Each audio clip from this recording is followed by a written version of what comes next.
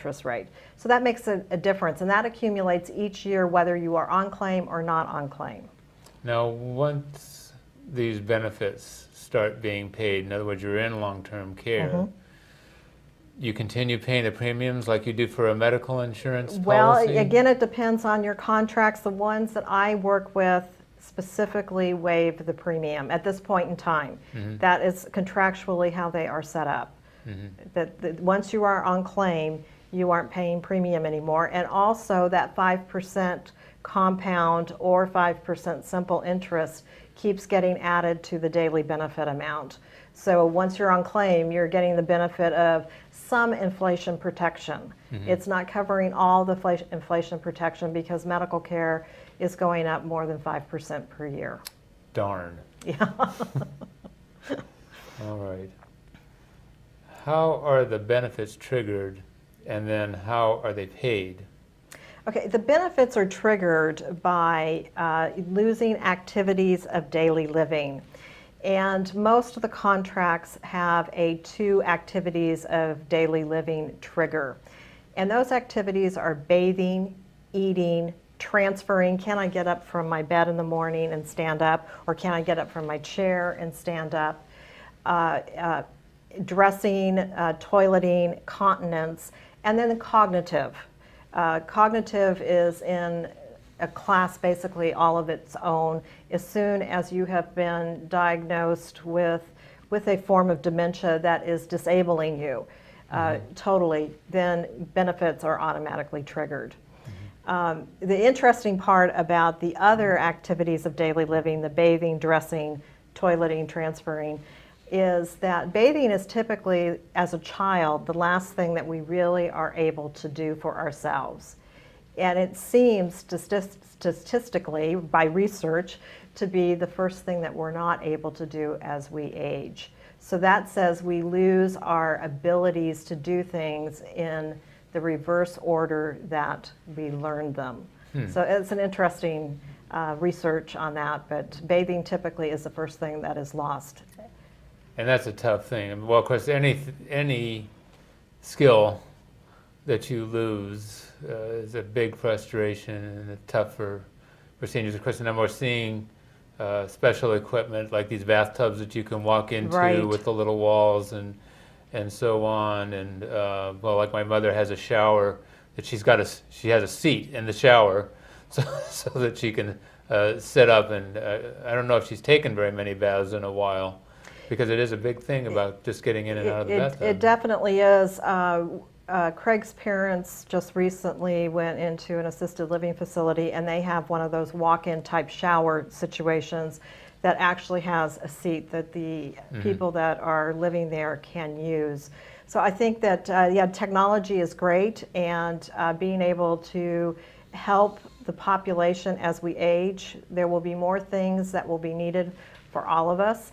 And the baby boomer generation isn't known for waiting for things. We're kind of a little bit on the spoiled side. When we want something, we want it now, and know that the technology is there and the capability is there, so why can't we have it? Yeah. As far as how policies pay, that's very specific to each policy. And it can become quite complex. But a statistic that I think is interesting about payments is I checked with 2 of the firms that I work with a lot, which is John Hancock and Genworth. And of their claims submitted, 98% of the claims are getting paid. So that tells me that they're doing a good job on their underwriting, and which is good. One of the fears I have about long-term care insurance personally is that it's a relatively new product. Do the insurance companies really know how to price the product? And have they put enough reserve aside to pay the future benefits? Yeah, so that's one of the things related to any kind of insurance that, you know, most of us look for, okay, well, how can I provide the benefit that I want at the lowest cost? But if the insurance company doesn't have the money to pay the benefits, then all the money is lost. That's right. And I have worked with a company now that I didn't personally write the policies, but there is a company that actually had to go into receivership Ugh. And it is still questioning if these individuals are going to actually end up getting benefits. The people who have paid the premiums all these years, are they actually going to get the benefits that they paid for? The letter that went out to the people that held this coverage basically was saying you can have a reduced benefit and here's your new premium. And that's scary. Yes. It's very scary because that says to me, well, what's to prevent them next year from writing a letter and saying you no longer have coverage? Yeah. That's scary. Yeah, and then you're usually dealing with somebody who's already older and has health issues and was very dependent upon this policy being there for them. So it's very critical to do your due diligence on your companies. Now, again, one of the questions was how the benefits are paid. So I guess, do the companies usually pay, for example, the care facilities, like if you're in assisted living or if you're in dementia care, do they just pay them directly, and so a family member doesn't have to submit? Right, it is calculated. A lot of policies are written on a daily benefit basis, and right now the daily benefit that's recommended for the state of California is $230 per day. And the payment arrangement, again, is contract specific, but what I have seen is that it can be directed to go to the provider, which is the easiest way to do it. Yeah. Yeah, don't get involved with trying to figure out. You don't want to take constructive receipt of funds, and it's just easier to have it paid directly to the provider. Yeah. As you get older, just handling this paperwork becomes a real burden, and keeping track of.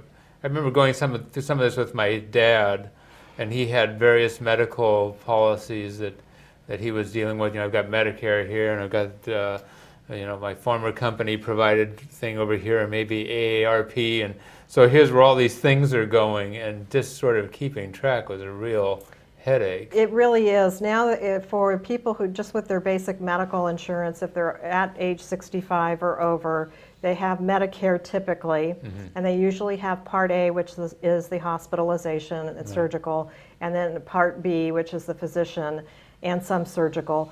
And then they usually have a Medicare supplement, and then they also have a Medicare drug plan. And the choices and the complexity that we have put on our older population in making wise choices for medical care is quite immense. Yeah. All right. Now, do employers provide long-term health care as an employee benefit? Yes, I have worked with a number of clients that actually do have long-term care coverage available through their employer. And what I have done with that is analyze the contracts for them. The two companies that I've looked at are MetLife and John Hancock. And like you were talking about before, bits and pieces, they don't have necessarily the Cadillac type contract available, and the premiums are usually significantly less. So you, again, with each client circumstance, you look at what's best for the client here. If they can get the coverage and the underwriting is not as severe typically, they still look at medical information, but it's not quite as severe because they're looking at a group of people applying for coverage all at one time and in one enrollment period. So it's typically a little bit less emphasis on it. And the premiums are less, and the contracts are portable. Portable means that they can take them with them, and that's critical. You want it to be portable. You want to be able to take it. Yeah.